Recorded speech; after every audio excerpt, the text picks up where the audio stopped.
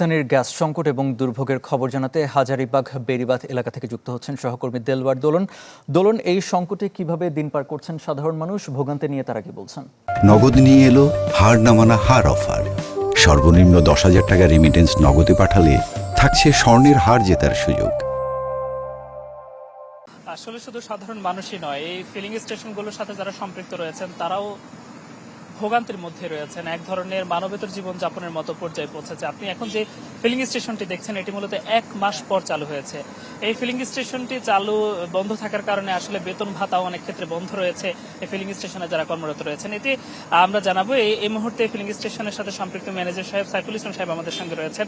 আসলে কি অবস্থা এখন? আপনারা নিয়মিত গ্যাস দিতে পারছেন কি? আমাদের অবস্থা খুবই খারাপ। আমরা গ্যাস দিতে পারতেছি না, গ্যাস তো লাইনে নাই।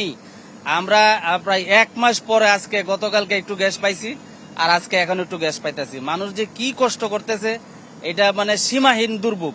মানে কি অবস্থা বলবো। আমরা তো, আমাদের বেতন ভাতা নাই, প্রতিষ্ঠান চলে না, বেতন দিতে পারতেছে না।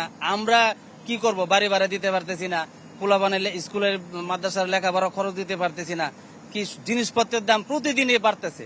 মানে আমরা যে এখন কি করব, প্রতিষ্ঠান বন্ধ রেখে মালিক কি আমাদেরকে বেতন দিবে? মালিক তো আমরা বেতন দিতে পারতেছে না। তা আমরা কি করবো? আমরা তো ঠিকই বাসা ভাড়া দেওয়া লাগতেছে, আমাদের ফুলাবানের খরচ দেওয়া লাগতেছে। আমরা খুব অসহায় অবস্থার মধ্যে আছি।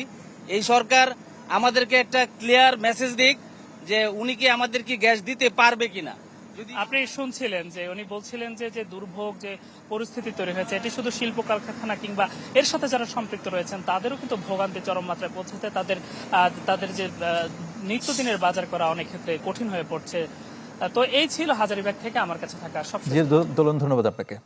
দর্শক, হাজারীবাগ বেড়িবাঁধ এলাকা থেকে যুক্ত হয়েছিলেন সহকর্মী দেলওয়ার দোলন।